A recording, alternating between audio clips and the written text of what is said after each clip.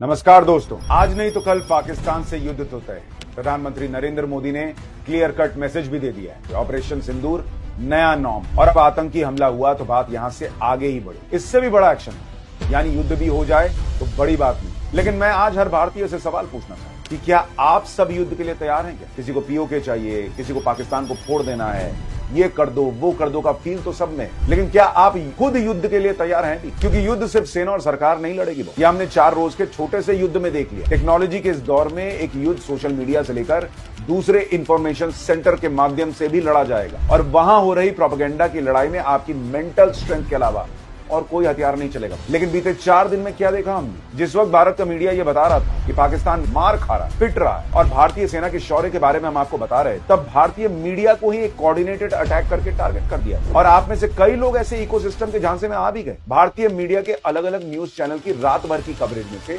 छोटी छोटी क्लिप निकालकर यह माहौल बनाने का प्रोपेगेंडा हुआ कि मीडिया तो सब गलत दिखा रहा। रात में मीडिया ने भारतीय सेना के पाकिस्तान पर जबरदस्त एक्शन के बारे में बताया, और अगली ही सुबह से एक इकोसिस्टम ने ऐसा भयंकर माहौल बना दिया कि भारतीय मीडिया तो सब गलत दिखा रहा। भारतीय सेना तो जैसे कुछ कर ही नहीं पा रही। दिक्कत यह नहीं थी कि वो एक एजेंडे के तहत ये सब कर रहे थे, दिक्कत ये थी कि कई राष्ट्रवादी लोग भी इस नैरेटिव में फंस गए। मीडिया को जमकर कोसा, भला बुरा कहा, लेकिन फाइनली हुआ क्या? अब जब धीरे धीरे तस्वीर साफ हो रही है तो दिखने लगा है ना कि जो हमने बताया उसमें से लगभग सब कुछ हुआ। भारत ने पाकिस्तान के फाइटर जेट गिराए, लाहौर में धमाका हुआ, उनका चीनी डिफेंस सिस्टम फोड़ दिया गया, कराची के पास हमला हुआ, तीनों सेनाओं ने मिलकर अटैक किया, यानी सब कुछ हुआ। लेकिन आपके अंदर एक खास इकोसिस्टम ने यह भरने का प्रयास किया ये सब कुछ नहीं हो रहा, मीडिया सब गलत दिखा रहा है। कौन थे ये लोग जिन्हें सुबह 7 बजते बजते पता चल गया था कि रात को भारतीय सेना ने पाकिस्तान के विमान नहीं गिराए, या कराची पर कोई हमला नहीं हुआ? इनको कैसे पता था? लाहौर में कोई ब्लास्ट नहीं हुआ, इनको बताने वाला कौन? इनको कैसे पता चला था? किसी ने पूछा इनसे? सेना ने तो कोई प्रेस कॉन्फ्रेंस सुबह तक नहीं की थी। इनको पाकिस्तान के प्रोपेगेंडा वीडियो पे भरोसा था, उस पाकिस्तान पर जिसने अब तक प्रोपेगेंडा ही चला रखा है, खुद की जीत बता रहा है। लेकिन मेरा सवाल तो आपसे है, इनसे नहीं। ऐसे 2 कौड़ी के देश और वहां बैठे और यहां बैठे इनके 2 कौड़ी के इकोसिस्टम से सवाल नहीं, मेरा आपसे सवाल है कि ऐसे लड़ने चले थे आप युद्ध कि जिन लोगों को आप सालों साल से अलग अलग चैनल में देश हित की खबरें दिखाते देखते आए हैं, उन पर बस कुछ ही पल में संदेह करने लग गया कि सब गलत खबर दिखा रहा है मीडिया। वो भी ऐसे लोगों के कहने पर जिनका ट्रैक रिकॉर्ड है 10 साल से एक ही एजेंडे का कि भारत में कुछ भी अच्छा हो ही नहीं रहा, भारत में हंगामा कर दो, हंगामा मचा दो, अशांति ला दो, मोदी को हटा दो। आज उनका सारा अगला पिछला जानते हुए भी उनके क्लिप पर आपको भरोसा हो गया। आपको उन पर नहीं, पाकिस्तान के प्रोपेगेंडा पर भरोसा हो गया था बॉस। आप पाकिस्तान के हाथ में खेल रहे, और मुझे आश्चर्य नहीं होगा कि इस सब में सोरोस का भी पैसा लगा। लेकिन ऐसे लड़ेगा हमारा भारत? और मैं तो एक सवाल पूछता हूं कि अगर एक आध खबर गलत चल भी गई तो क्या तूफान आ गया? किसी चैनल ने ये तो गलत खबर नहीं चला दी थी कि पाकिस्तान भारत में घुस गया है। किसी ने ये तो नहीं चला दिया था कि पाकिस्तान ने भारत के पोर्ट तबाह कर दिए। किसी ने ये तो नहीं कह दिया था कि भारत के फाइटर जेट्स तबाह कर दिए। भारत के खिलाफ तो खबरें नहीं चल रही थी, भारत का मनोबल तो नहीं तोड़ रहा था यहाँ का मीडिया। तो तकलीफ क्या हो गई? उधर पाकिस्तान की मीडिया आज भी फुल फेक नैरेटिव चला रही है कि भारत के एयरबेस उड़ गए, भारत का ब्रिगेड हेडक्वार्टर उड़ गया, उन पर तो वहां कोई सवाल नहीं उठा रहा। और यहां आप में से कई लोग इतने मेंटली वीक थे कि तुरंत देश विरोधी एजेंडे में फंस गए, सवाल पूछने लगे। युद्ध में एक बहुत बड़ी लड़ाई नैरेटिव की होती है बॉस। महाभारत के युद्ध में अश्वत्थामा मारा गया, अश्वत्थामा मारा गया, इसने पूरा महाभारत का युद्ध पलट दिया। किसी ने ये नहीं कहा था कि फेक न्यूज फैला रहे हो, ठीक ठीक बताओ कि अश्वत्थामा हाथी मारा गया है क्या? देश भी जब युद्ध लड़ते हैं तो कई बार नैरेटिव की लड़ाई बहुत अहम हो जाती है, और ऐसे में जब भारतीय मीडिया इस युद्ध में बहुत कुछ सही दिखा रही थी, देश का मनोबल ही ऊपर रख रही थी, एक आध खबर इधर से उधर हो गई तो हमें ही गद्दार बताने लग गए कुछ लोग। ऐसे लड़ेंगे आप युद्ध पाकिस्तान से और इस इकोसिस्टम से, इतने कम विश्वास के लेवल के साथ? और जो सवाल पूछ रहे हैं उनमें से कितनों को पता है कि मीडिया में खबर चलती कैसे है? जब कोई ब्रेकिंग न्यूज की सिचुएशन होती है तो एंकर के पास वेरीफाई करने का कोई माध्यम नहीं होता, क्योंकि वो लाइव ऑन एयर होता है। विश्वास की एक चेन चलती है बॉस।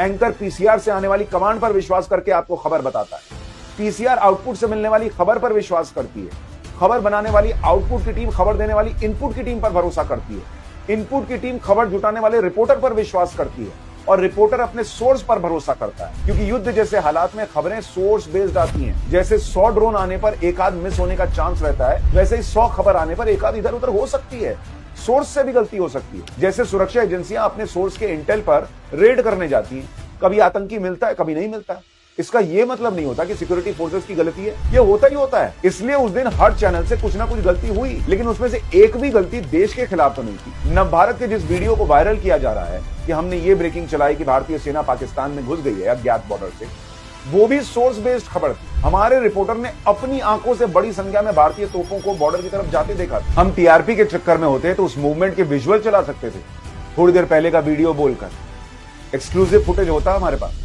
लेकिन हमने ऐसा नहीं किया। हमारे रिपोर्टर ने अपने सोर्स से पूछा कि ये क्या हो रहा है। बताया गया कि भारतीय सेना बॉर्डर पार कर गई और हमने वही खबर चला। आज तक सेना ने उसका खंडन तो नहीं किया। तो जो लोग ये कह रहे हैं कि ऐसा नहीं हुआ, उनके पास क्या सबूत है कि ऐसा नहीं हुआ? अगर सेना लाहौर रावलपिंडी तक मार सकती है तो हो सकता है कि एलओसी के उस पार जाकर भी मारा हो और वापस आ गई हो। खैर, एक बार के लिए चलिए ये भी मान लेते हैं कि ये खबर गलत भी, तो इसमें देश का क्या नुकसान हो गया? हमने पाकिस्तान की सेना घुस गई ये तो नहीं चला दिया था ना। और बाकी की सारी खबरें अब सही साबित हो गई तो कोई उस गैंग से पूछेगा जो सवाल पूछ रहा था कि लाहौर में कहां ब्लास्ट हुआ, कराची में तो कुछ नहीं हुआ, पाकिस्तान के फाइटर जेट्स नहीं गिरे। पूछिए ना जाके उन लोगों से। लेकिन मेरी चिंता यह है कि युद्ध ऐसे नहीं लड़े जा सकते। अगर आप 4 दिन के युद्ध में नैरेटिव वॉर के शिकार हो गए तो ये युद्ध लंबा चल जाता तो क्या ही होता? यही इकोसिस्टम जो पहले से नो टू वॉर चला रहा था आज सीज फायर को कोस रहा है। युद्ध लंबा चलता, महंगाई बढ़ती तो उस पर रोना रोता, आप फिर उस प्रोपेगेंडा में फंस जाते। इनका तो पूरा प्लान तय था कि एक आध जो भी खबर इधर से उधर हो गई है उसको वायरल करके माहौल बना दे कि सेना तो कुछ खास नहीं कर पा, क्योंकि इनको चिंता थी कि सेना अगर वैसे ही शानदार काम कर रही है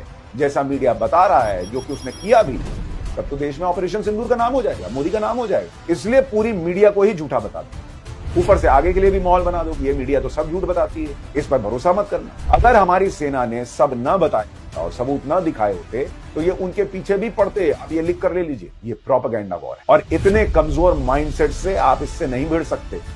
माहौल तो ये भी बना दिया गया कि मोदी कुछ नहीं कर पाए, सरेंडर कर दिया सीज फायर करके। लोगों को इंदिरा गांधी की याद दिलाई जाने लगी बॉस। 90 के दशक से लेकर अभी तक इस देश में हजारों आतंकी घटनाएं हुई हैं। यूपीए के जमाने में इंदिरा गांधी याद नहीं आ रही थी लोगों को, 26/11 के समय इंदिरा गांधी याद नहीं आ रही थी। ये देश डोजियर देने वाला देश रहा है, मोदी ने आकर उसको बदला।